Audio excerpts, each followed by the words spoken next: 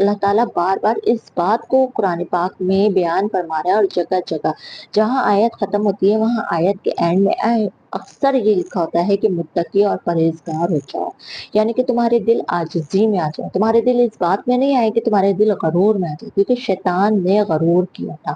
شیطان نے تکبر کیا تھا، شیطان نے کیا کیا تھا، شیطان نے اس بات کو لے لیا تھا کہ میں عبادت گزار ہوں اور میں زیادہ جو ہے بڑا ہوں اس سے، اللہ کی بنائی ہوئی چیز سے۔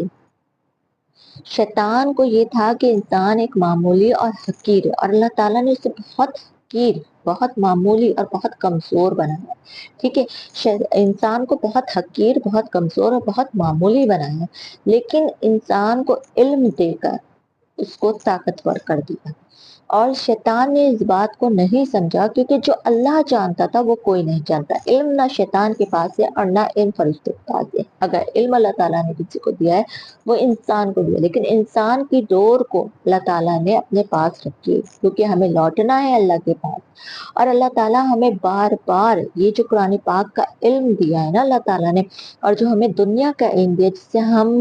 کامیاب اپنی زندگی گزار رہے ہیں، اب اللہ تعالیٰ نے ہمیں جو علم دیا نا، ان علم کی چیزوں کی وجہ سے ہم اس کائنات زمین پہ بہت ساری چیزیں بناتے ہیں، ہم ڈاکٹر، انجینئرنگ، اور جو کچھ بھی بنے ہیں، کوئی انجینئرنگ ہے تو کوئی ڈاکٹر ہے تو کوئی پلمبر ہے تو کوئی کسی فیلڈ میں ہے، کوئی آج کل دیکھیں لڑکیاں سوپ بنا رہی ہیں، لڑکے جو ہیں نیٹ ورکنگ کر رہے ہیں، تو یہ تمام ذہانت جو ہے نا اللہ رب العزت نے کس میں کو رکھی ہے، انسان میں رکھی ہے،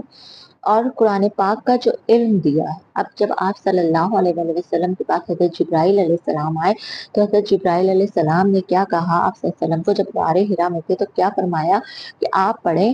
اقرا، تو آپ صلی اللہ علیہ وسلم نے کیا فرمایا کہ میں امی ہوں، میں نہیں پڑھ سکتا، تو آپ صلی اللہ علیہ وسلم کو دبوچا اور کہا پڑھے اقرا۔ آپ صلی اللہ علیہ وسلم جو علم نہیں رکھتے تھے لیکن ان کے دل میں اللہ تعالیٰ نے علم کا اتنا بڑا خزانہ اتار دیا، جو کو کہتے ہیں اگر کسی پہاڑ پہ اتر جائے نا وہ پہاڑ ریزہ ریزہ ہو جائے، اور وہی خزانہ ہمارے دلوں میں اتار دیا اللہ تعالیٰ نے،